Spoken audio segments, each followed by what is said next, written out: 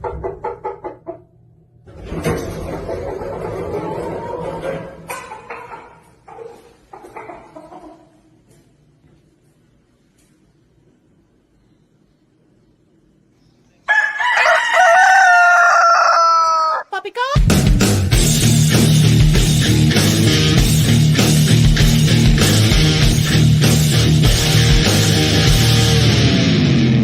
We try to navigate this world through a sea of liars.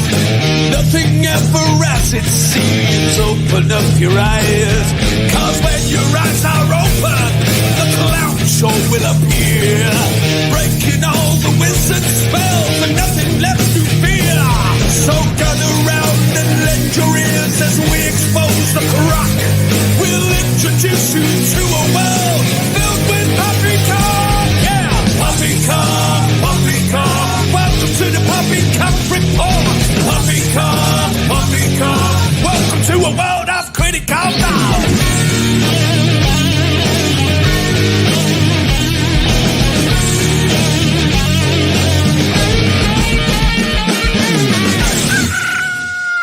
This is Poppycock! Good evening and welcome to the Next Level Poppycock Report with me, your host Rose, and your other host here, Wayne McCroy. And this is the first Poppycock Report that Wayne and I have done live. So yes, this is actually happening right now. Hello to my little YouTube channel. Hello to Wayne's Alchemical Tech Revolution YouTube channel, and also hello to Nachiketa's YouTube channel. I hope everyone is having a wonderful evening, and hello, Wayne. How are you tonight? I hope everyone is having a wonderful evening, and I could hear myself. How are you tonight? I hope everyone is having a Rose. Wonderful evening. We're getting some kind of a I can double hear loop myself. How are on the you sound. tonight? I hope everyone is having a... I think you have a tab open, Wayne. Do you have a YouTube tab open?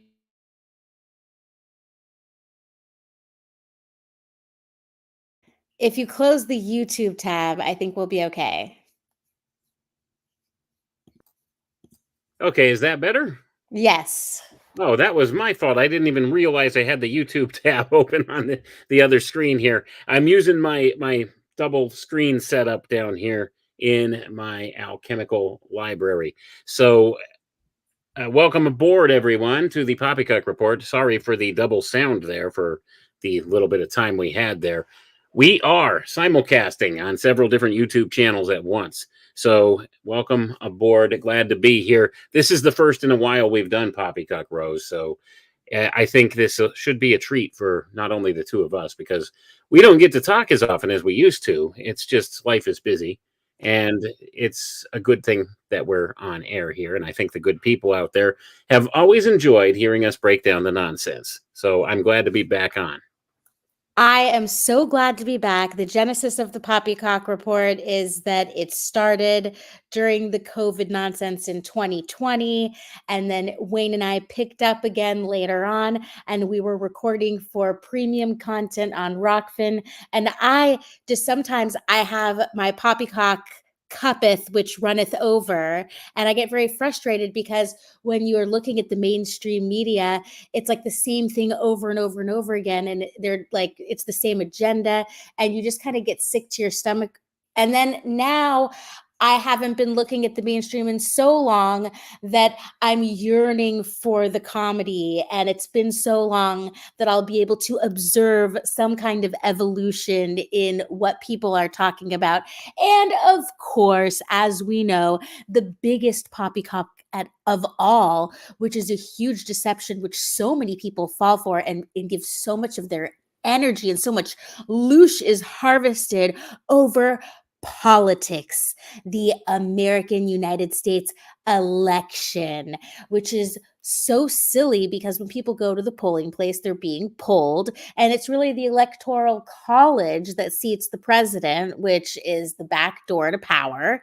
And so I think it's just all a show, and it's just like the Super Bowl where they plan, they make a birthday cake for both winners, and they probably are using AI algorithms and using psychological warfare to figure out exactly what the next step is going to be. How do you feel about that, Wayne? Because a lot of times in this truth community, we say things like the long game, but I think the details are probably figured out as time goes on. What do you think about that? Well, they certainly like to use their same old tired playbooks, and I would say it's all called political theater for a reason.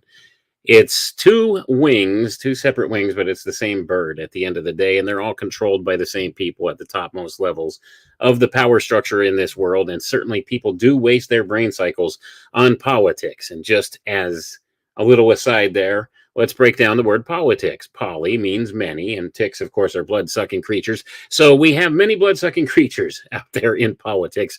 And it doesn't matter which side of the aisle you fall on, it's all contrived and controlled, and they're getting to the same agendas and the same outcomes that they want, but sometimes they have disagreements on how to get there, and depending upon which direction they want to take things, they'll put some certain party in charge for some length of time.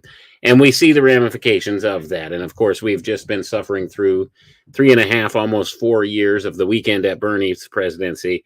And we see the results thereof happening in the world today. I mean, inflation is ridiculous. Like, I have a hard time actually feeding my family. I'm going broke just keeping food on the table. It's been obscene. So something needs to be done about that. And people seem to think that if they vote a little harder, that'll fix things. But the whole system is not designed to be fixed. It is indeed rigged. And I talk to so many people that seem to think if we just vote Trump back in office, he'll fix it. I don't know if that's necessarily the case. Now, maybe the economic portions of it might get a little bit better if that happens. But certainly, we're going to see the degradation of society, much like we've seen already. And a lot of this stuff, actually, if people aren't realizing it yet, a lot of this falls back into the circles of the occult as well. And I know that may sound like a strange thing to say, but absolutely, it always has its place in all of these realms of political theater. So we do see a lot of that going on. And I'm not a particular fan of either of these people they have running for president. I couldn't even pronounce the vice president, the current sitting vice president's name up until she was in the news cycle recently. Kamala, I think it's pronounced Kamala, not Kamala. People don't even know how to pronounce her name right. And it doesn't seem to matter, and nobody cares because she's been in office for 3.5 years. And people haven't even heard her voice until just this last debate that they just did, this staged event that was put on just to try to make her sound good and articulate when she's a blithering idiot. It didn't really work, I don't think. But at any rate, if you think Trump's going to fix things, it's not gonna really help much. They're both on the same team. Let's put it that way. And people cannot seem to see through the political theater in that way. They're still divided in this left-right paradigm, which is a false paradigm. I think it was Professor Carol Quigley who said, you need the illusion of choice. You need to have both the parties be almost identical. So that way the electorate can vote the rascals out of office at any given election cycle, and there'll never be any type of a serious change in policy. And certainly that is a correct statement. And he knew some things. And this was actually Bill Clinton's mentor. For those who don't know who Dr. Carol Quigley was, go look him up. He had some very interesting insights into the political theater that we do see, and he understood the writing on the wall. But that's enough of me blithering on about that. There's a lot of news here to cover, isn't there, Rose? Absolutely. And just about the illusion of choice, it just reminds me of like a parent who tells their toddler, okay, would you like to take a bath in the morning or would you like to take a bath at night? And then so the toddler's like, ooh, I have a choice here and it's going to be my decision, so I'm going to do it.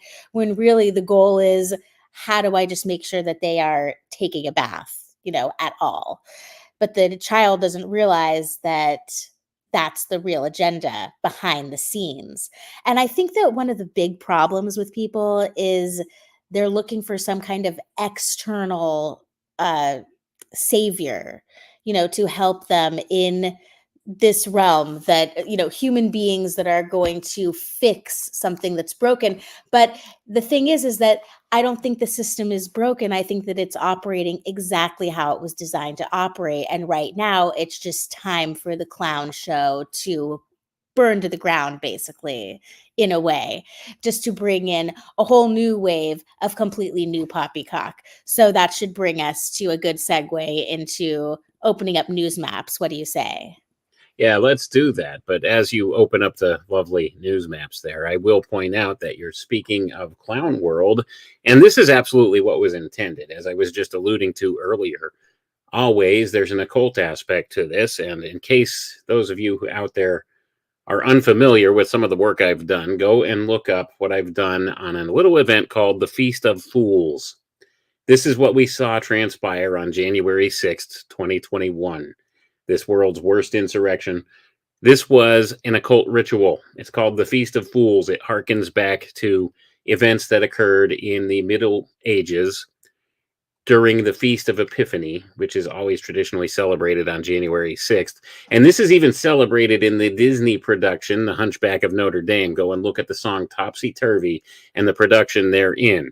It's about crowning a false king during this time, and it's a mockery ceremony. And this is certainly what they've done. At that time, they coronated the king of the idiots in charge in Washington.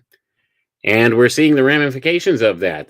His own party betrayed him here at the end and is now ousting him. And this is one of the reasons why I think, in my opinion, and I reserve the right to be totally wrong about this, in my opinion, I think Trump will get reelected some way, somehow with all of this.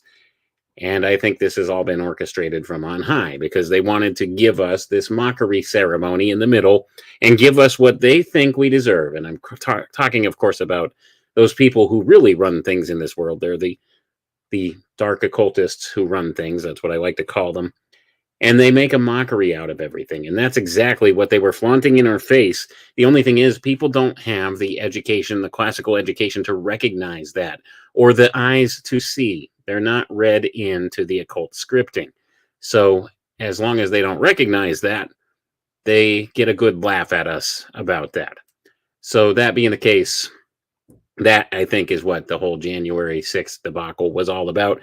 And we're seeing the ramifications of that now, because I think they really want to instill their agendas now that they've thoroughly destroyed the economy and destroyed a lot of what has been built up over the course of the previous 4 years. And now they're going to put back in charge the adults. So that's essentially what I think is going on here. And you could take that how you will. Like I said, I don't think Trump is really going to fix anything if he does get back in power. And like I said, I reserve the right to be wrong. There's a lot of reasons why I don't think they'll let Miss Harris win the election for real, although they'll make a good show of it. But I think this is more about touting that whole victim mentality rather than anything else. Because you see, if Harris does win this election, then that whole glass ceiling argument and the whole thing that goes with that, with the whole feminist push, will go away. They won't be able to argue that point anymore. And that is a huge problem for the victim mentality that is the left, the liberal left.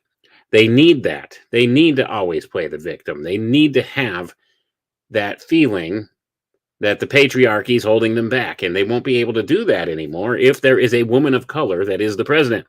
They won't be able to pull out that card and play that card anymore. So that's another reason why I think they're going to have Trump win this election. Like I said, it's all theater. It's all predetermined. It's WWF, or WWE, if you want to call it that, today, for people who think they're smart. So at any rate, that's enough of me rambling about that. But I want people to be aware of those links. There's always occult ties to this stuff. And there's always that type of connection that can be drawn. So what do we have up on the lovely news maps here?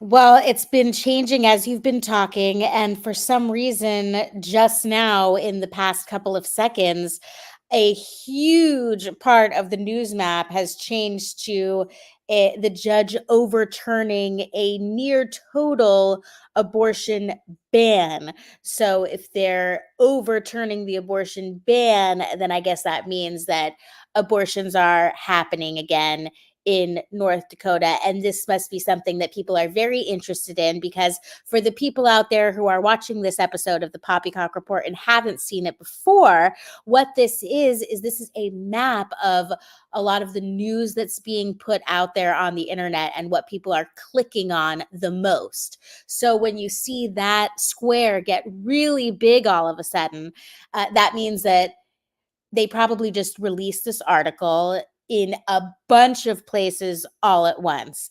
If people don't really know about how news is distributed and then aggregated by different websites, there's a lot of things that you can look at, but it's really a lot of these articles are actually coming from one source and then being redistributed, and the words are being changed in small ways. So actually a lot of writers online, they aren't writing original material anymore.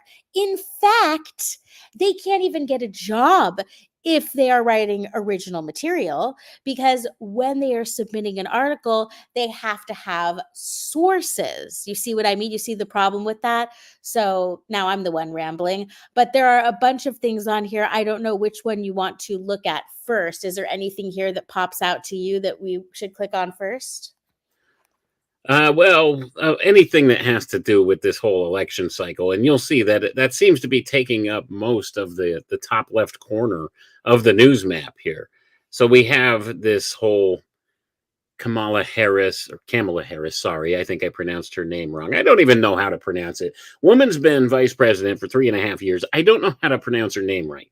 That's how Maybe we should say it 4 times in 4 different ways every time we say her name. So we say like Kamala, Kamala, Kamala, and then what did you say earlier? Kamala now? Kamala, Kamala. I don't know, whatever it is. This Harris. Like Kamala. We could make a little song about it. But anyway, I never paid attention to her either, because just like Mark Gregory Neville says, you can't feed the distractions any energy. And most of the time, that's what I do, is I don't even give it my energy. I don't know who these people are. I don't know what their voices even sound like. And then sometimes I take a little peek and I laugh at it. So that's kind of what we're doing here, is we're giving a little peek after taking a break for a while, and we're laughing at the poppycock. We're reporting on the poppycock. And so I think as long as you know it's poppycock, and if you share with the world what you know to be poppycock so that other people are aware as well, and we all laugh at it together, we're kind of, in a way, in some way, not always, taking our power back, just in terms of our emotional sanity. Does that sound like a nice justification for what we're doing here, Wayne? It certainly is. And this is actually an occult principle as well. These people who seem to think they have such a lock on power in this world, they hate it when we laugh at them. They really do. So this is not only therapeutic for us, it's also disempowering for the control structure. They hate it when they give you a serious news story and you laugh it off. That's why so many times internet memes tend to get banned on certain websites or groups or things like that, and they get all butthurt about it. So at any rate, it's not only empowering for us, it's disempowering for the power structure when we laugh at them. So what do we have? Look at this. The huge decision about abortion took up half of the screen for like a couple minutes. And now look who crept in. This Taylor Swift. She had to, jump back onto the stage and take all the attention away from abortion. What Taylor Swift just taught JD Vance and Donald Trump. So the Taylor Swift thing is about Donald Trump too.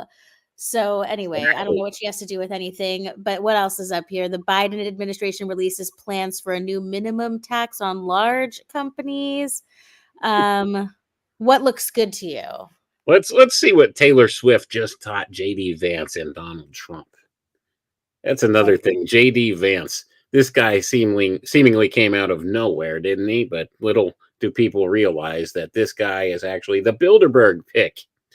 J.D. Vance, he went to Bilderberg 2017, and I think that's when they made an executive decision that at some point he was going to be a running mate for Donald Trump and potentially get to a higher office in this land.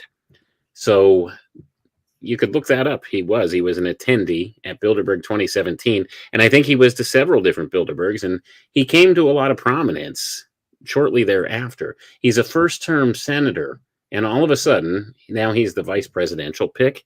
This has all the same echoes of Barack Obama. It was the same thing with Obama. He was the Bilderberg pick.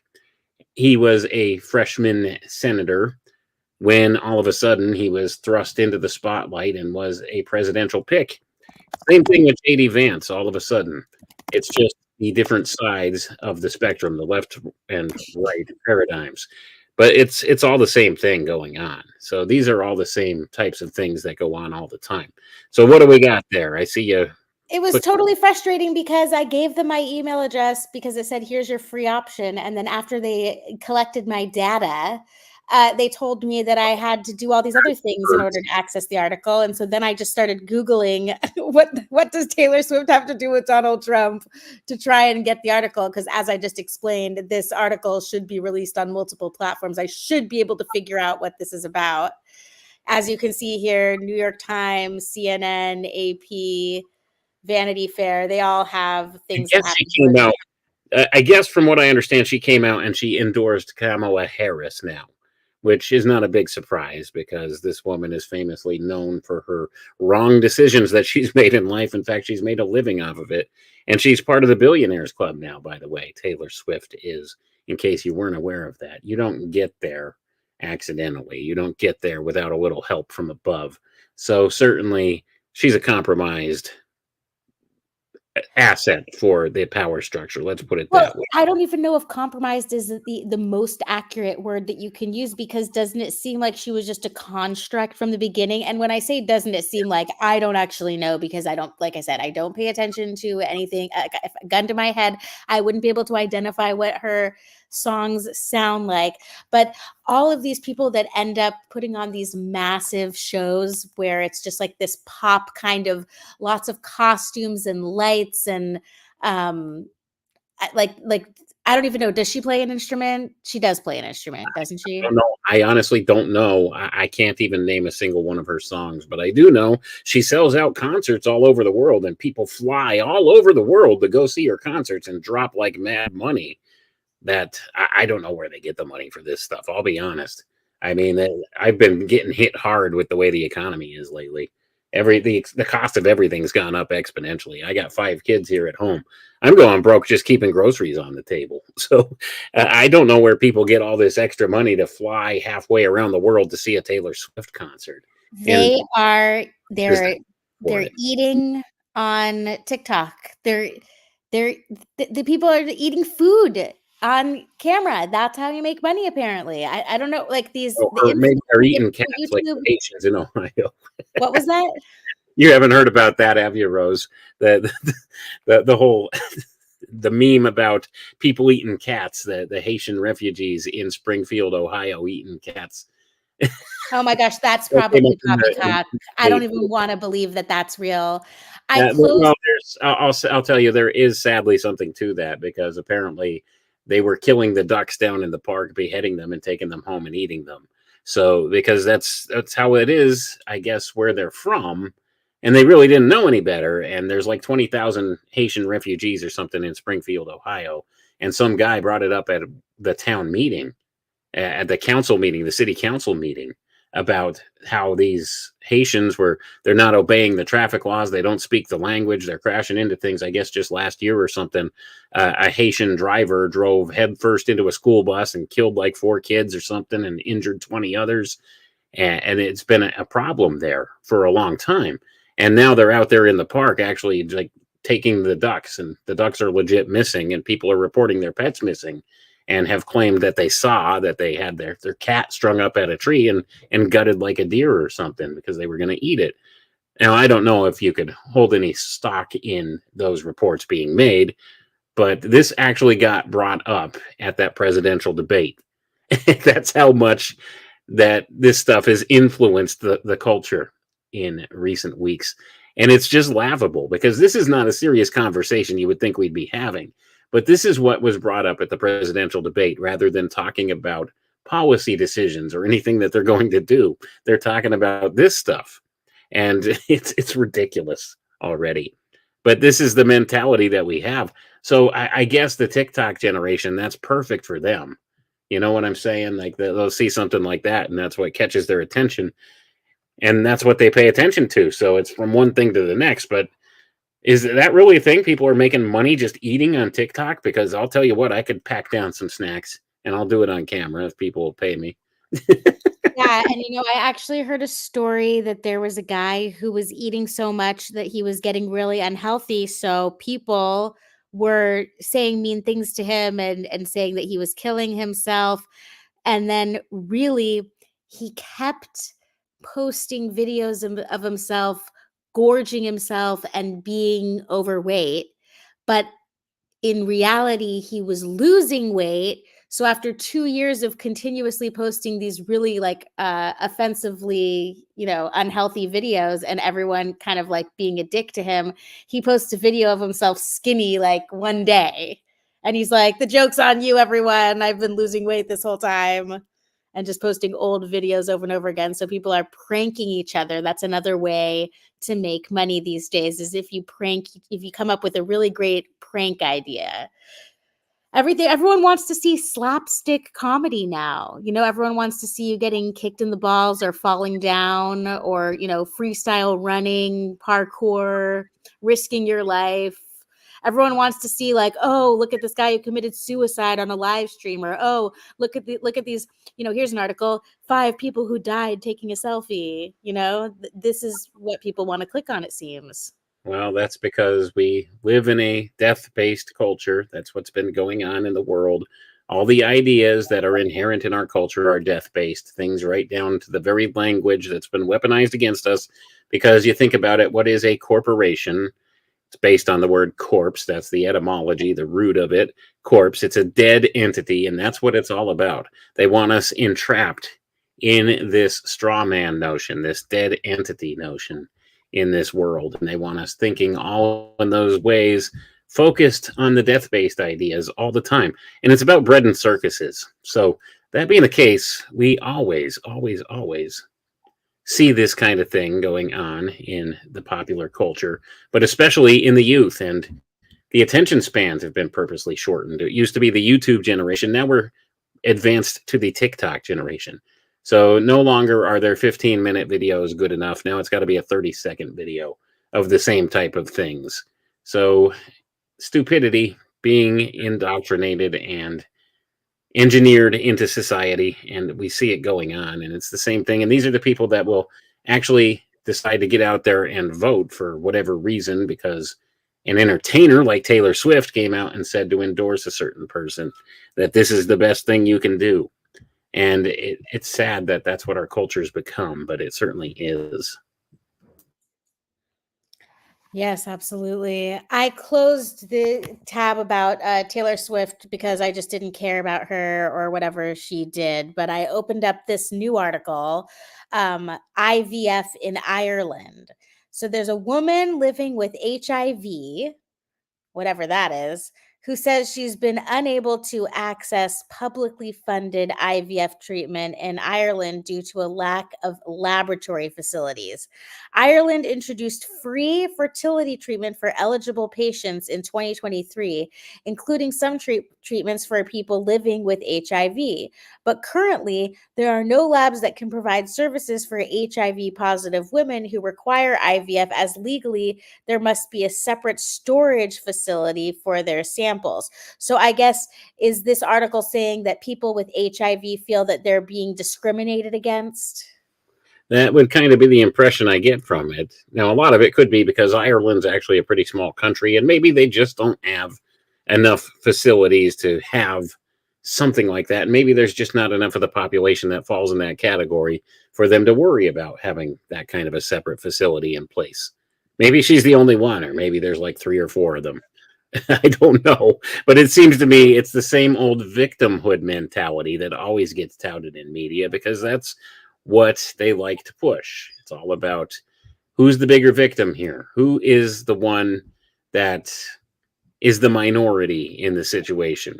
And it seems that everything's been flipped on its head. The minority is now the majority. And of course, the bulk of the masses are the victim in the case here, as we see. What else we got up there? Maybe we could actually click something on the news maps this time without having to put your email in and they collect your data and don't give you anything in return. Yeah, I just clicked on another one here. This is a major soup company is changing its name after 155 years. So let's see what. Oh, come on, get out of here. So let's see. Why would they be doing that? Campbell's Soup Ooh. Company in New Jersey. Oh, these ads is changing its name to better reflect their diverse product offerings. Oh, it's all about diversity, equity, and inclusion, isn't it? Well, they Yeah, can't but I mean, this a is soup about company anymore, I guess. what was that? I guess they can't just call themselves a soup company anymore because they must have stews as well. Right, What right. else? They own a lot of things, actually. Well, yeah, they're reminding everyone here that they acquired these snack food brands such as Pepperidge Farm, Snyder's of Hanover, Cape Cod, and others.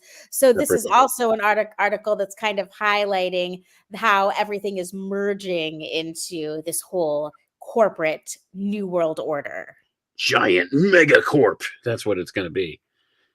Well, that's what it already essentially is. I mean, there's only no more than about 6 major corporations that pretty much own everything. So when it gets down to brass tacks, that's the nature of it. It's all about consolidation, and it's all about this limiting of choices for people, even though they disguise that as what they call diversity or equity or inclusiveness. They always limit your choices and your options. So that's what happens. So now you have this one big giant company, Campbell Soup, which is no longer Campbell Soup Corporation. It'll just be Campbell Corporation, and they own these other products as well, and they will limit your choices and offerings that are available in that way. Now they don't have competition, you see. So if they have something that they don't want to make anymore and nobody else is going to make it, then they just take it off the store shelves and you can't buy it anymore, and you've lost that choice, that option. So we see this all the time with these corporate mergers and stuff too. And that's just an example in the food industry there, I guess. What have we got here now? Well, I decided to go ahead and humor everyone with a political one because it was so much on news maps. And here's a quote from Trump. When a prize fighter loses a fight, the first words out of his mouth are, "I want a rematch."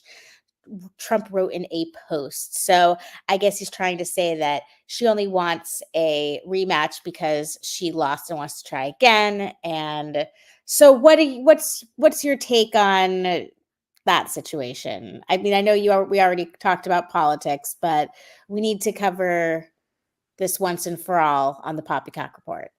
Oh, certainly. Well, I think honestly, I went through the process and I sat and I watched that debate simply because I felt the need I had to do so that those of you out there listening now didn't have to suffer through that. And that's 2 hours of my life I'll never get back. So do yourselves a favor. It doesn't matter because neither one of them answered a direct question at all.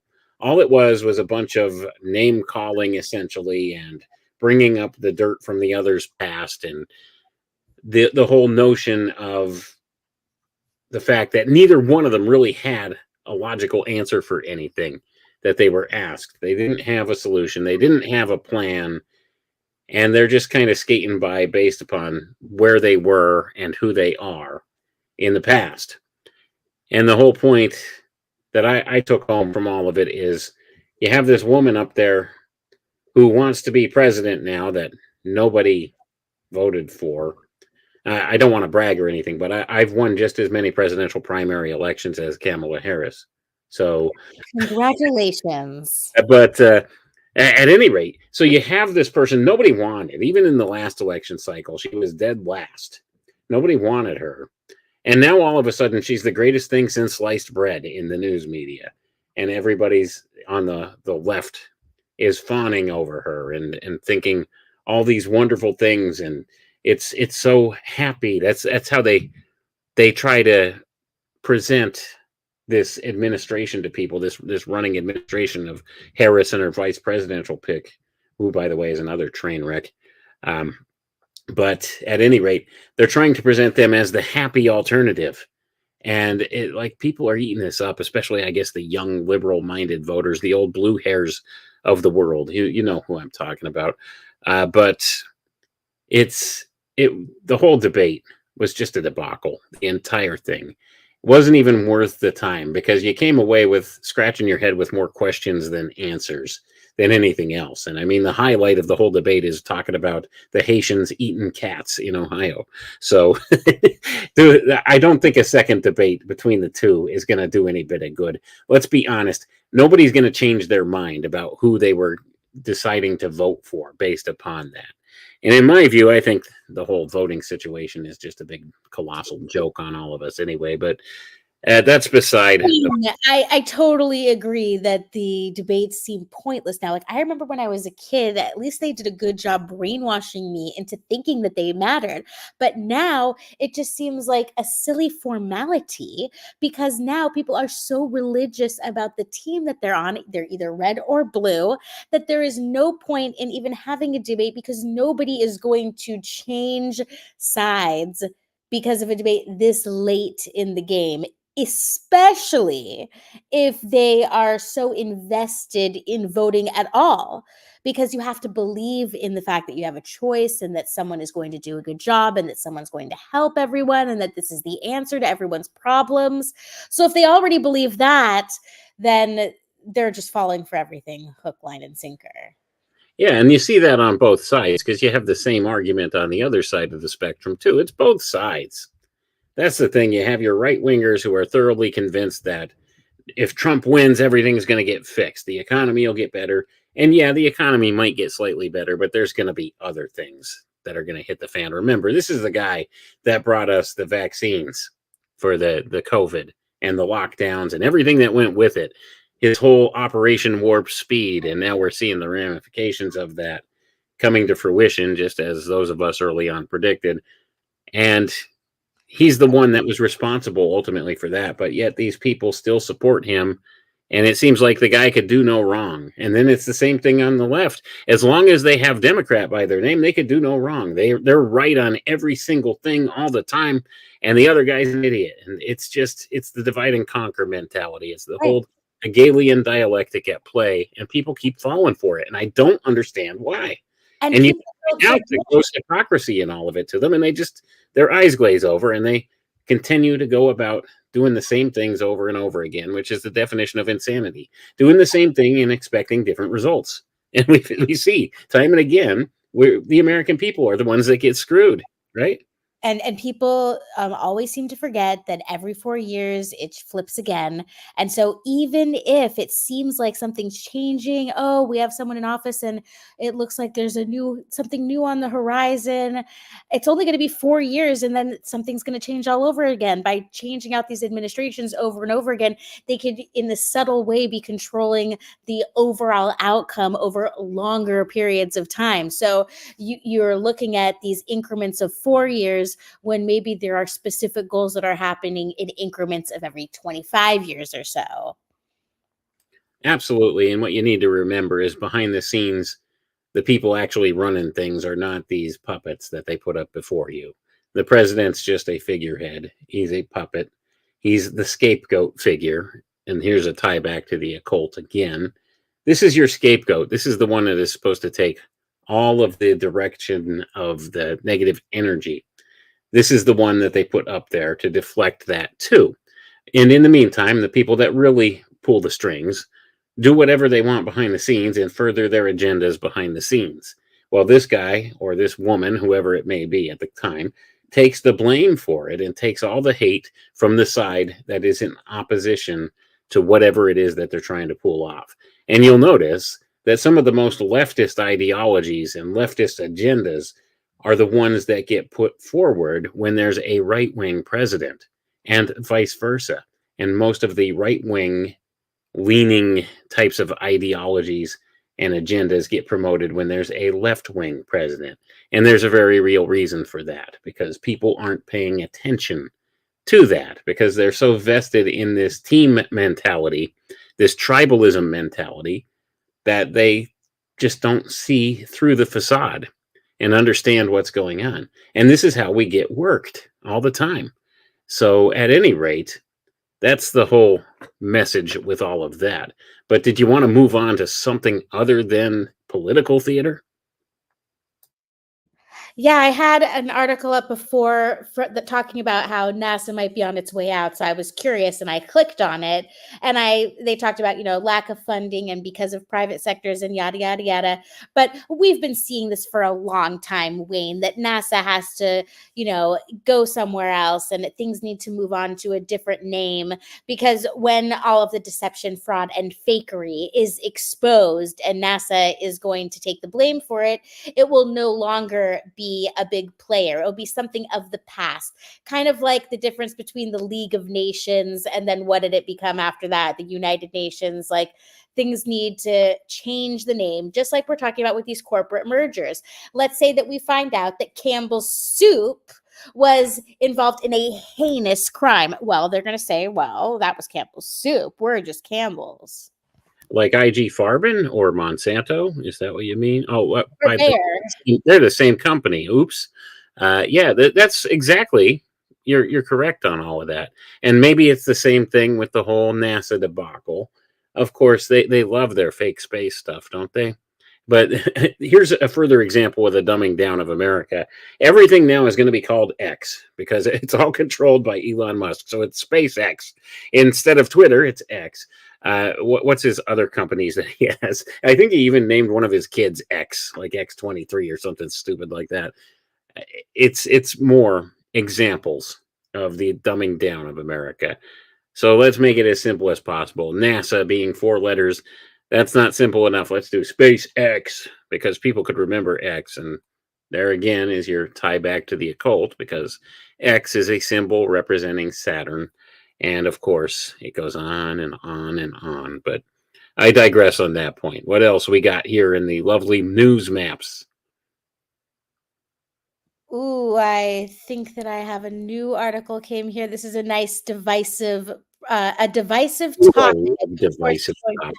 Yeah, plants are trying to kill you. Why carnivore influencers claim we should eat only meat. A growing crowd is hawking beef lattes and chomping on sticks of butter, with some planting anti-vegetable conspiracy theories. Experts warn their diet is unsustainable. Okay, let me weigh in on this. I'm going to give my 2 cents on the matter. I believe that everybody is a bio-individual, and based on what we might consider genetics or epigenetics, or the environment that we grew up in, or the culture that we grew up in, or our level of vaccine damage and autism is going to influence what foods we are able to eat and what is going to help us to maintain a good mineral ratio. And part of everyone being different could even just have to do with astrology. And so everybody has to practice eating all different sorts of things when they are young and figure out what works for them. I personally know what foods I need to eat if I want to lose weight. I know what foods I need to eat if I want to build muscle. I know what foods I am going to choose to eat if I ever, get pegged with some kind of strange diagnosis. I've done my own personal research on what not only I agree with, but also what I can put up with out of all these crazy options. And also it has to do with what you like. And when you enjoy your food, it really, really helps you to absorb it. I truly believe that, because when you are smelling it and loving it, it's stimulating your salivary glands. And the more that you salivate, the more that you're going to digest it. So that's my justification for being on my seafood diet. Eat what I see and like and want.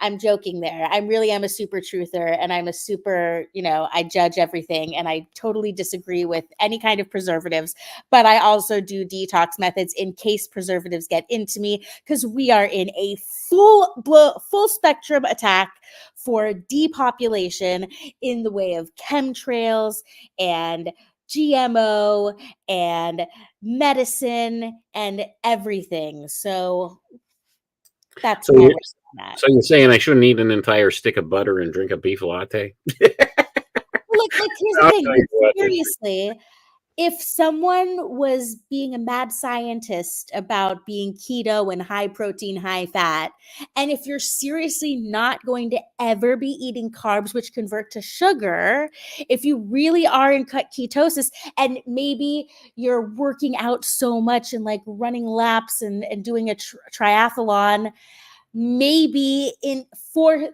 there is an individual out there that they are referring to who did make something with a stick of butter, or maybe they even freaking ate the stick of butter, maybe, and now we're gonna have to wait 20 to 30 years to find out if they die faster than the other person who disagrees with them, right? Our goal is to live long enough to see who dies first and who lives the longest and who made the best choice. I'll tell you what, like some of these things they come off with, a lot of this is designed just to make people who question the mainstream narrative look ridiculous. This is one of those things, much like the whole conspiracy theory claiming that all the birds were replaced with surveillance drones. I love that one. That one's funny to explore.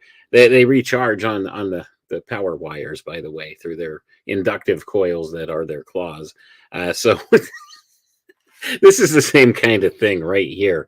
Now, there is an actual agenda attached to veganism that I have seen out there. And this does, once again, surprise, surprise, harken back to the occult, because all of this goes back to the archetype of Cain and Abel. And if you know anything about the occult, you know those people in positions of power in this world, they reverence the lineage of Cain, and they like to identify themselves with the lineage of Cain because these are the ones that they refer to as the philosophers of fire. These are the ones who see themselves as having the divine right to rule. And of course, we have this whole agenda that has come out pushing this vegan nonsense and all of these plant-based substitutes. And now you have people hitting back on the other side, making ridiculous claims like this now, too. You see how they control both sides of any given argument in order to steer things in a direction that they want. And of course, they will try to make the middle ground to that sound as attractive as possible to people. And what is that middle ground? Well, you will eat the bugs, according to Klaus Schwab, because they have to have these alternatives to proteins. Because don't you know, the cows farting are destroying the earth. It's causing global warming. Sorry, climate change, they call it now. It was global cooling, and then it was global warming, and then it was smog, and then it was acid rain, and now it's climate change. So they have all of these different things they go through, and this all, of course, relates to their Agenda 2030 and all the green nonsense that they always push. But they have to control the other side, too, in order to make all this stuff look as ridiculous as possible so that people's minds shut down to it. That's what it's designed to do. So I do find that funny.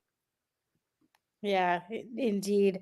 I have an article up here about a baby who needed to have half of the brain removed due to a rare disorder. So in this case, it could be that the brain removal is not poppycock, and it could be that in this unfortunate situation, this is one of those scenarios where Western medicine is going to help this baby survive, and that's fantastic. But I do question the highlighting of the situation to make it such popular news for it to show up on news maps, because I feel like people are being socially engineered to accept their body parts and organs being removed as a normal thing in order to bring in the normalization of this transhumanist agenda. What do you feel about my assessment of this article and its veracity and purpose on news maps? Winner, winner, chicken dinner. to get back on the meat train here, but pun intended there. But certainly, yes, I agree. We see all of this. We see the normalization in the media of all of these different health disorders and all of these different problems people have. And of course, you always have on social media, if you look there, there's always these people touting this next big cure. And that was actually a segment we did here for the longest time on Poppycock Report, the cancer cure. Remember?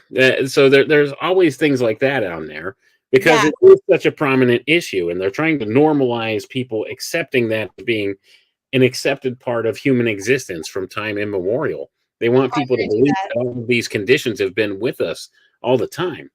And that now it's only through modern science that we can find cures to that, when that's not the case.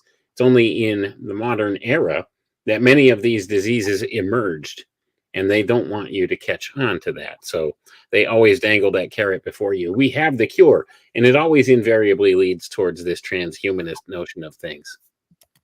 I just looked up what is the new cancer cure for 2024. Like it's like a fashion statement.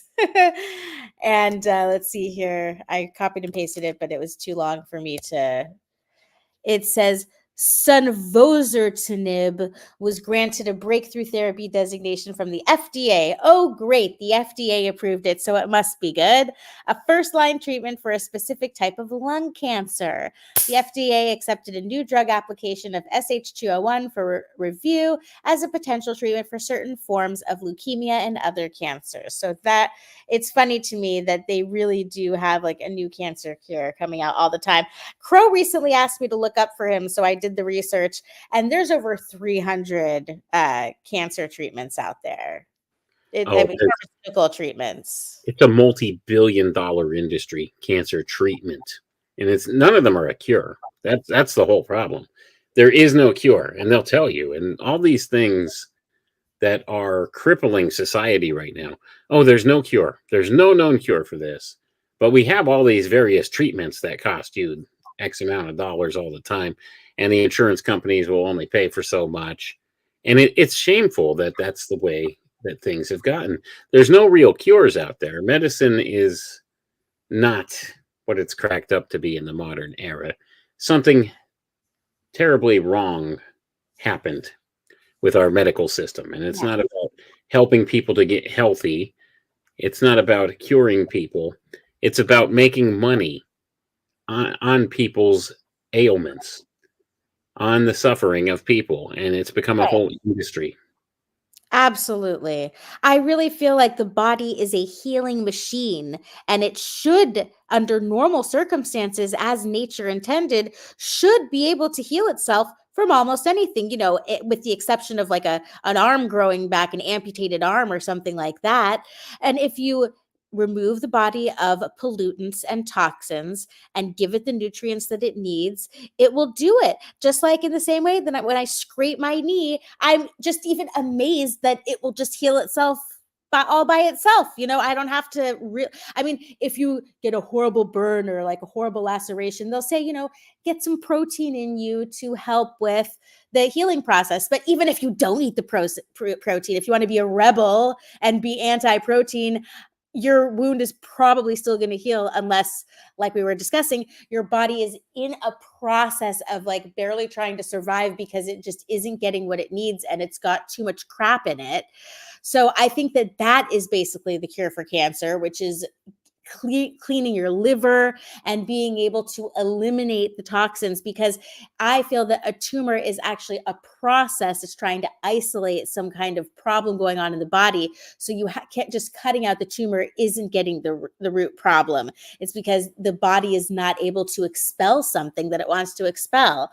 But I want to go through, since this is the Poppycock report, and since I did look it up, I have here the different forms of pharmaceutical treatments that are available that, in my opinion, are probably not going to be helpful to humanity, but this is the billion-dollar industry. First, there's chemotherapy.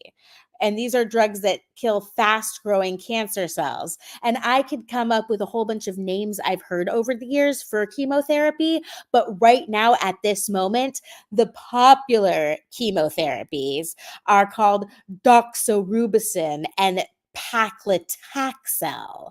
And then there's targeted therapy, which are drugs designed to target specific molecules that promote cancer growth. And that's imatinib and trastuzumab. And it's so interesting to me, Wayne, because they did studies to decide which molecules they decided do promote cancer growth. So in their thinking, they just have to stop those molecules. But shouldn't they be looking at what is causing those molecules to be generated? Wouldn't you think that those specific molecules that promote the cancer growth are related to something different, such as a pollutant or some kind of deficiency? And then there's immunotherapy, which are drugs that help the immune system recognize and destroy cancer cells, like pembrolizumab and nivolumab. A lot of mabs here. And I forgot how long this list was. I'm sorry. But I won't go through it so specifically, but then there's hormone therapy, and then there's something called biosimilars.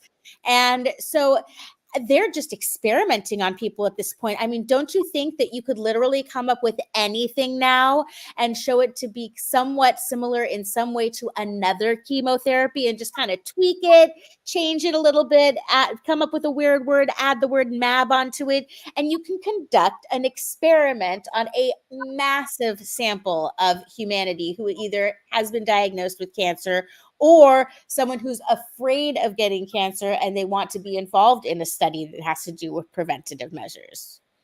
Well, certainly they have all of those different approaches to this, but the one they've been touting very heavily recently is the use of nanotechnology in order to deliver specifically to cancer cells specific drugs to eliminate these certain molecular structures that they're talking about.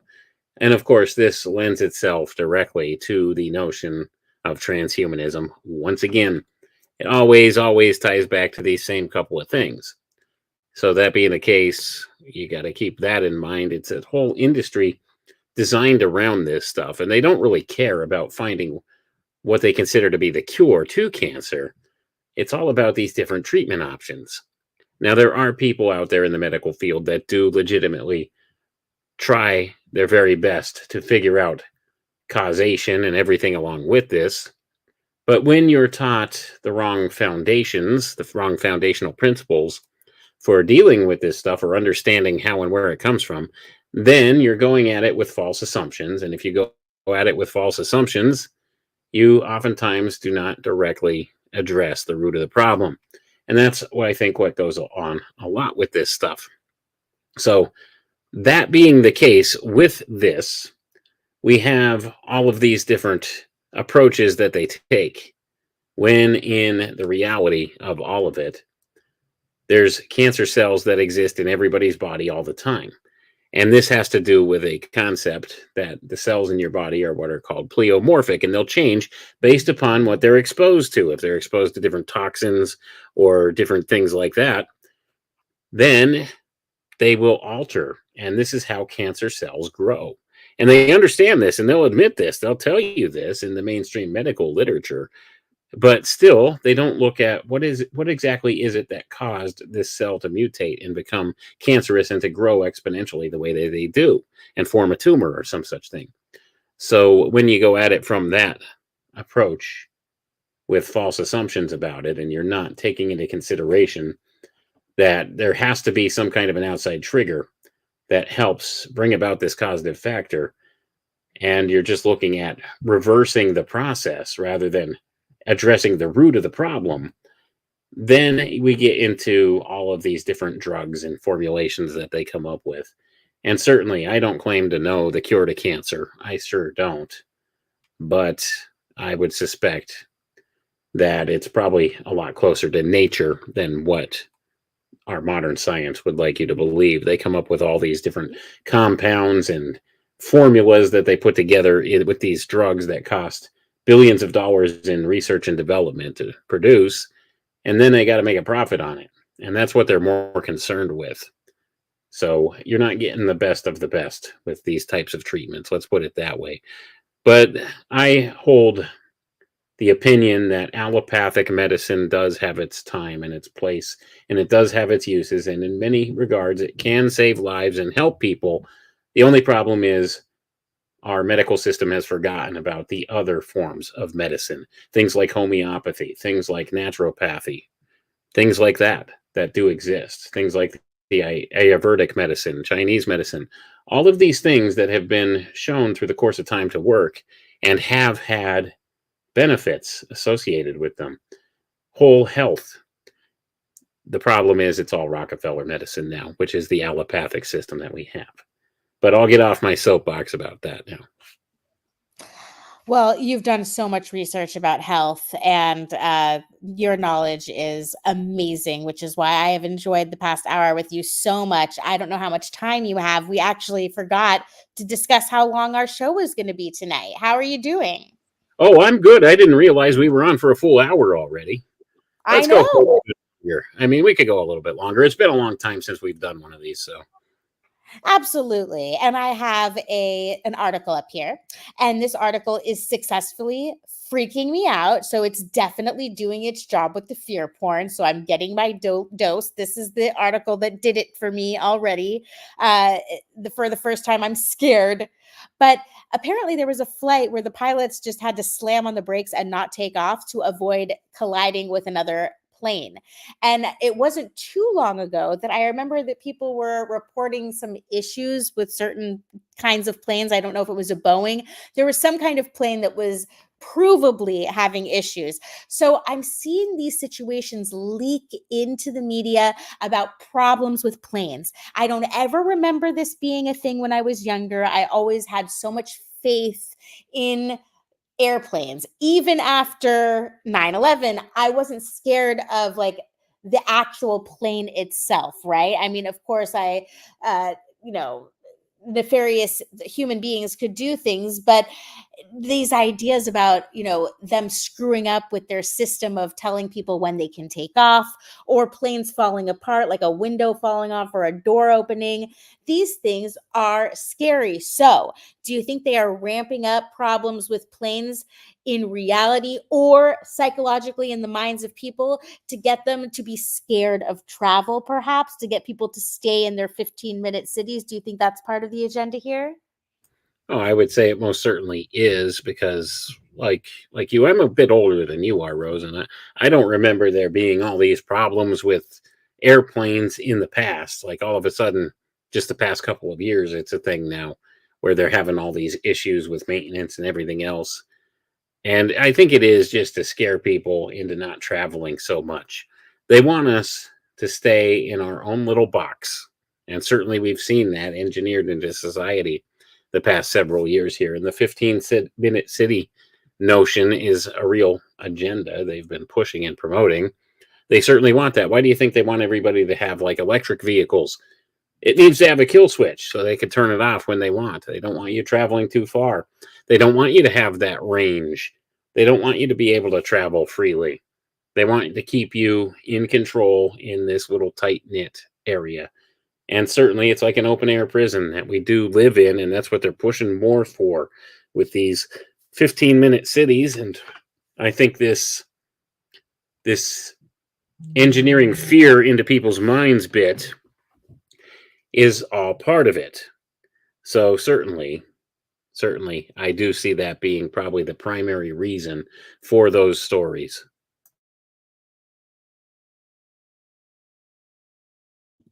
Sorry, I was muted. All right, so we agree. Okay, let's move on here to another one of my tabs. I have the Associated Press here to move away from news maps, and I noticed I actually I forgot to mention, or we forgot to discuss the fact that Hurricane Francine just came through and hit us last night, and our power was out from 9:30 p.m. until I don't know. I feel like it was 4 p.m. It was whenever I texted you to say it finally came back on. And you see this guy here in the middle. Before we lost internet because the power went out, but our phones worked for a while. And I was looking up YouTube live streams to try and see what the damage was in other places. And so this guy in this picture, apparently he happens to be an ER nurse, but when he looked out his window when this car was driving by during the hurricane, he noticed that the car got stuck under a bridge, and then the cops got there and the emergency vehicles got there, but he just acted fast and he ran out there with a hammer and he hammered the person's window and pulled them out and saved their life, because when their car got stuck, he saw the water was slowly inching up, and so they needed to get out of that car fast. And so that was a good feel good story, and I felt like it was a true story. I believe it, not poppycock. Well, it's good to have true stories, and they do that once in a while. That's how they keep people vested in what they're telling them. That's how they keep people trusting what they're presenting to them. And we all have this. We all have our local news stations and stuff like that that give it the local flair, and they do tell you some of the true things that are going on in society. And that's part of how they get you to buy into what's being sold there. But much of their stories that they come, especially on the national level, all come from these newswire services, which is the centralization of how news gets disseminated, in case people aren't aware of that. And you've done entire shows on that in the past on Crow 777 Radio and other places. So newswire services are how the news gets disseminated, and they use the local area news stations to do that with their local flair. And that's how people get emotionally attached into the news stories, because they are familiar with their local news reporters and they trust them. They have this modicum of trust with them, so they wouldn't tell you a lie. And it's an emotional thing. It's a very slick psychological ploy they use to hook people into believing a lot of the things that they do. So you could actually look up clips on YouTube and other places of news reporters from all across the country saying verbatim the same exact script in their own local flair. And this has gone on. This is very dangerous for our democracy. I'm sure people who are listening to this have heard that and seen that before. But that's how it gets done. It's because of newswire services. And certainly they do throw in some feel-good stories and true stories once in a while to keep people on the hook. They certainly do. Well, is there anything else here on the screen that you see that you'd like to look at? Because I've been picking almost all of them this whole time. Let's see. I'm not seeing anything that's really jumping out that we haven't really discussed much of. Some of them. My eyes aren't what they used to be. How about this new mini moon is being captured by planet Earth? Got to get some space nonsense in there. Ooh, okay. Yeah, let's look at that. The mini moon. Let's see here. A new mini moon. Oh no, it's one of these situations. You see what I'm dealing with here? Oh no. Oh no, how are we ever going to know about the mini moon? What's going on with the mini moon? Oh, Earth's mini moons? Mini Moon. She's a vegetarian. Sorry, that's Mary Moon. Oh, look, I kind of bypassed it with a little paragraph here. It's from the New York Times. Look, I cracked the code. The asteroid's past motion suggests that it's possibly a piece of ejecta from an impact on the moon, says Paul Chodas. Last name. The director of the Center from the Near Earth Object. This doesn't have the ring of poppycock at all to it, does it? The director of the word ejecta and Chodas. Yeah, what is going on? This sorry, that's the Beavis and Butthead in me coming out now all of a sudden. Chodas. Poppy. Your name's Chodas. He said Chodas.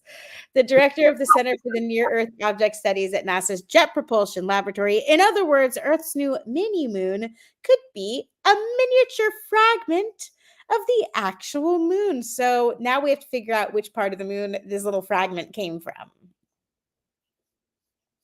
Oh boy. Okay. This is a non-story. Let's put it that way. So maybe there's a rock. I don't know. It could be. It's a miniature fragment of the actual moon. It's a mini moon. Oh, okay. So is a rock a mini Earth then, by that logic? Can we say that? Oh, what happened? Rose, are you there? Oopsie daisies. I accidentally closed the tab and now I came back with your avatar. So let me see if I can. Ooh, there's two of me. One has a very feminine voice and the other one's a very masculine voice. That's There. the real me. Here I am. That's better. All right, so let's see here. Let's go back to news maps. I feel like maybe we shouldn't be surprised that almost everything is about politics and Trump. And I even felt like we talked about it like more than necessary. Like any talk of it is like, oh my gosh, how much of this can I take? But yeah, that's pretty much everything that's there. And I don't know if there was another source you wanted to glance over, if we should look into these little tiny corners more. A new report raises concerns. Okay, I clicked on that. Man may have discovered super exciting ancient meteor crater just by looking at Google Maps. Well, haven't we all done that? And then a 650-foot tsunami. Let's check out this one here. Ooh, tsunamis. See, this is the stuff people are concerned with. Politics and space nonsense and weather-related stuff. 650-foot tsunami. Where's this at? Let's see here. It's in Greenland. Greenland fjord made waves that lasted 9 days. So they're saying that there was big waves for 9 days. Big what? Oh, they had big waves in the fjord. I think that maybe that's just clickbait. Anytime that you use the word tsunami, people just like imagine whatever movie they saw with a tsunami that was probably much bigger than what they actually look like. Yeah, whatever movie starring Harrison Ford, right? I just put biggest news. Let's see if anything else comes up that might be interesting under biggest news. Biggest news. Okay. Trump, Russia, Trump, Laura Loomer. Laura Loomer. Oh, a 9/11 conspiracy theorist? Ooh, she spread 9/11 conspiracy theories. She's probably right. Let's see. What is Laura Loomer?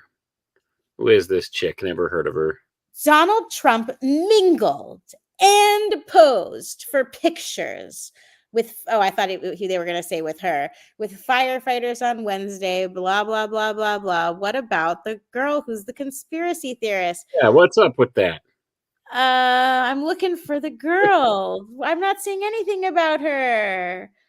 Okay, so she went there, asked why she joined Trump for his Patriot Day. Maybe I just don't have the patience. Okay, here she says, I don't understand what the issue is about me going to a 9/11 memorial. In fact, the people who greeted President Trump at the memorial were very happy to see me, and they said, thank you for coming. Oh, okay. I've never denied the fact that Islamic terrorists carried out the 9/11 terrorist attacks. Oh, so really? I guess she's not a real 9/11 conspiracy theorist. She's a fake 9/11 conspiracy theorist. Of course, they can't even put the real deal in there. You know what I mean? They can't even have somebody say anything that goes against the official narrative in any way, shape, or form. I'll tell you, I don't know. More of this is more about making people who question authority sound like they're mentally unstable or something, or that it's just ridiculousness and there's nothing to it. But certainly we're lied to at every angle by the news media. So that being the case, they always have to present some type of a figure there to represent those conspiracy nuts that we are and make them look foolish and silly. And that's all this is, in my view. It's really kind of a non-story. It's clickbait. That's a lot of these articles are clickbait, and that's why people click on them, I suppose. I know. That's why I maybe like news maps. I mean, actually, I got to that article by clicking the biggest news right now, and that's from CNN. So that wasn't even news maps. What are the top 5? What are the trends right now? I don't know any of these things. How interesting. Can you please tell me how many of these things you're familiar with? Okay, let me go through them, and then when I'm done, I'll tell you. And you tell me what sounds familiar, because I don't know any of these things. Oh no, I lost the. Oh no, don't lose that. I was curious to see what are these trends, because I probably don't know any of them either. Okay, Rahul Gandhi. Bless you. A different Gandhi. Okay, I don't. Elon Musk. Ayushman Bharat scheme. spelled Scheme, scheme. Kolkata Dr. Rape Case.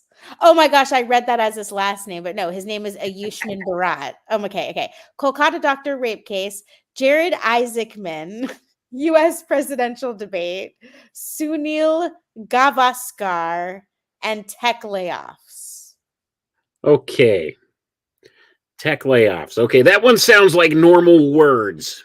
Let's go with that one. I can kind of understand that. All the other stuff you were saying sounds like all kinds of foreign names and stuff like that, and things that I have no clue about. So let's go with tech layoffs. The major tech corporations are probably laying people off. That's what I would guess is going on with that. That's probably why that's trending. Because the economy is so good and everything, right? So why would companies laying people off? Okay, so U.S. presidential debate also sounds like normal words. It's kind of normal words, but the whole presidential debate itself was not normal. So let's just stray away from that. I think we talked enough about that, but certainly I don't know any of those other things. And those are the trends, huh? Yeah, I'm gonna copy and paste this thing here. The official website of Ayushman Bharat Digital Mission. Bless you. Thank you. It's taking a long time to load, so this must be a really serious website. Oh, it must be real serious if we're talking about it here. And what was the name again? Could you repeat that? Okay, Ayushman Bharat. Bless you. I mean, seriously, it sounds like you're sneezing. This is crazy. I might have to have you repeat that again because my brain just won't comprehend it. I can't repeat it. Okay, it's okay. Let me read this paragraph.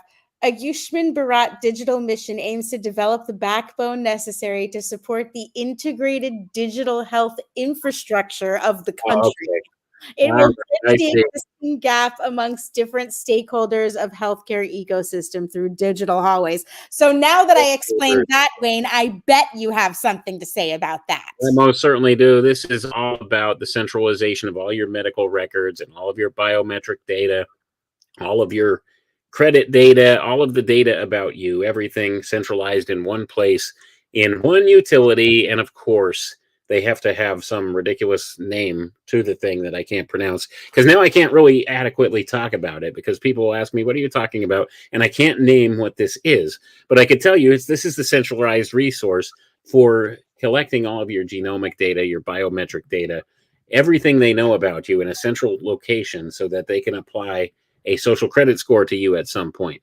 So that's what we're looking at with that. Of course, it's got a ridiculous name, and that's on par with like the stars that I always try to get Crow to say the names of. What is it? Zerabel's Shinobi and Shinobi or something like that.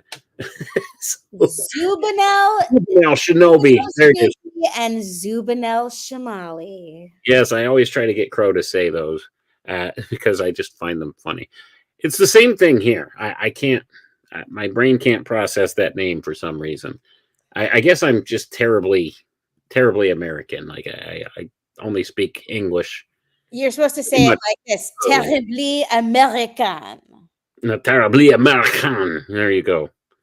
I don't know. So Rahul Gandhi, it's really boring. He's a politician and he just tried to help America and India be close and strengthen bond. But then people found what he did controversial and it's triggered outrage. So that one is not interesting. Will you insert the grape Slurpee joke here or not? Is that politically correct anymore? Can you do that? Never mind. There's the doctor, the rape YouTube. They'll probably take it down for that, so I can't do that. Probably. Yeah. The Kolkata doctor rape case is exactly what it sounds like. So let's do Jared Isaacman. He's an American entrepreneur and pilot. Let's share my screen so you can see what I'm seeing. Why is he trending right now? Oh, he's also Isaac Man. Billionaire. He is a philanthropist and a commercial astronaut. Go figure. Isn't that nice? He's the founder of Draken International, a private Air Force provider. Oh, And the that's nice. founder and CEO of Shift4 Payments, a payment processor.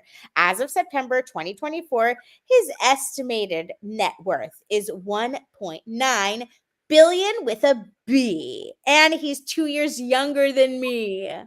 Isn't that nice? And look at the ears on him. You know, if he wants to Isaac do something about that, he can get something called an otoplasty. An otoplasty is what you do when you get your ears pinned back. Well, I don't know. So now you're telling me. So an astronaut. This guy's an astronaut now. He's done what, a spacewalk now. Because he's a billionaire. That's how he could do that. Amazing. He's younger than me. I'm old. So, but at any rate, that's interesting. More space nonsense, of course, to the forefront here. Yes. Of course, a trend would have to do with the commercial astronaut billionaire. And then now let's look at, this is the last name that we didn't know who they were. Sunil Gavaskar. We're going to find out. I haven't even been looking at the chat. They've probably been telling us who these people are. Oh, he's an Indian cricketer. Oh, former captain of the Indian national cricket team. So let's be more specific. Why is Sunil Gavaskar in the news? Gavaskar sounds like a villain from like a bad Disney movie or something.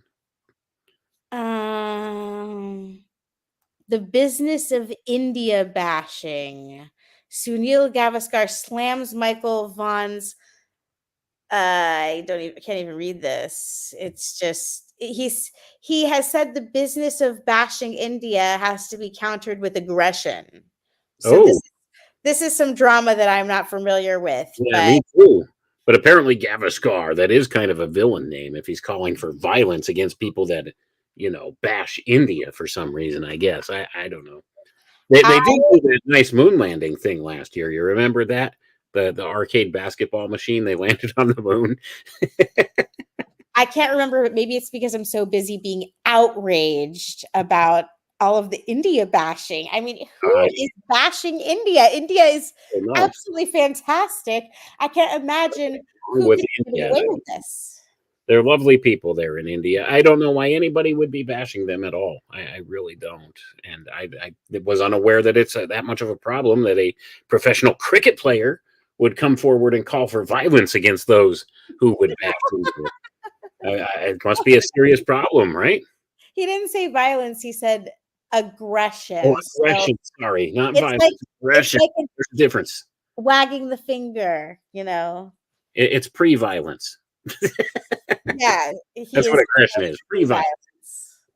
But I don't know. I guess it's a problem. Gavaskar. Listen to Gavaskar. He will tell you how it is. Yeah. All right, I think I've had enough Poppycock for the night, but I wouldn't be opposed to coming back and reviewing Poppycock again with you in the future. Oh, certainly. We'll have to do this again real soon.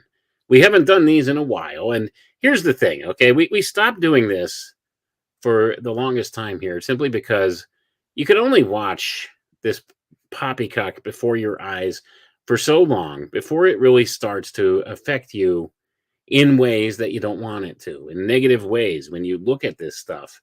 And you just let that occupy portions of your mind that could be better spent doing other things. So it's not healthy to look at it for a long period of time. It's like gazing into the sun. You don't want to do it for too long or you'll burn your retinas. It's the same thing with Poppycock. Don't gaze directly at the Poppycock. Not without, some supervision at least. Yeah, some proper Poppycock blockers. Poppycock blockers. That's great. Definitely. We should probably come up with an infomercial for something like that and use a commercial on the Poppycock Report. I have your website up right now before we close out for the night. This is not Poppycock, so I obviously have no problem continuing to put my energy in this direction. And so people should check out alchemicaltechrevolution.com. Could you give everyone a brief synopsis of what people can find on your website? Oh, basically everything I do is centralized in that one space now. You can find all my latest podcasts episodes up there. There's paid subscriber links, so you could go and subscribe and become a paid subscriber and listen to the episodes that are for paid subscribers only. There's also ATR Health, which this is something that I just recently got involved with the past couple of months. Original Tahitian noni juice is the real deal. I now am down 25 pounds. I've been using this for the past several months, since April now. I use Tahitian noni and one of the other products that is available that I'm selling now that's called Renew, which is a fantastic noni-based product as well. So with the two of those, I've lost 25 pounds. My blood pressure is down to 116/72, and it was like ridiculously high. And my arthritis in my left knee is totally gone. I have full range of motion in my knee for the first time in over a decade using these products. And that's why I was so impressed with them that I decided I'm going to make them available for my listeners. So they're there on ATR Health tab on the website there if you want to check that out and get involved. And there's several different ways that you could get involved with that, where you could purchase the products and you could save money in certain ways with them if you sign up with certain ways that you sign up. You could sign up as a preferred customer and save 15%, or a brand partner and save 30% on all of those. And I'll tell you, it's an impressive product. My wife has had life-changing results on it as well. And that's why I made that available. But all of my podcast work and everything's up there. And there's links over to my Substack and all the books and everything else that I've done. That's awesome. I'm so happy that you found something that helped you, and especially your wife. It's just fantastic news. And Jason absolutely loves the noni juice too, and he drinks it religiously. And thank you so much for this fantastic episode. I can't wait to come back. Is there anything else you want to leave the audience with before we close out? No, man, just be aware that it's all political theater when it comes to politics. It's theater. And a lot of it actually has occult roots to it. Go back and look up this whole notion that I talked about at the opening of the show about January 6th and the Feast of Fools. Awesome. All right, everyone out there. I hope you have a great night. I hope you enjoyed this episode of the Poppycock Report, and we'll be back sometime. Reach out to us. You can always contact Wayne through his website, alchemicaltechrevolution.com. You can always email me at contactrose777@protonmail.com. Contact is part of that email address. So it's contactrose777@protonmail.com, or you could always contact me through the website, crow777radio.com, CRROW777radio.com, and have a fantastic night, everyone. Good night.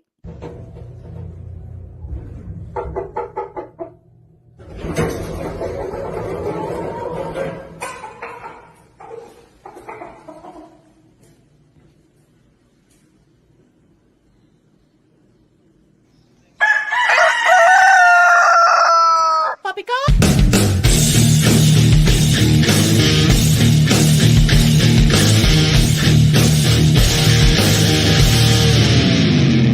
We try to navigate this world through a sea of liars.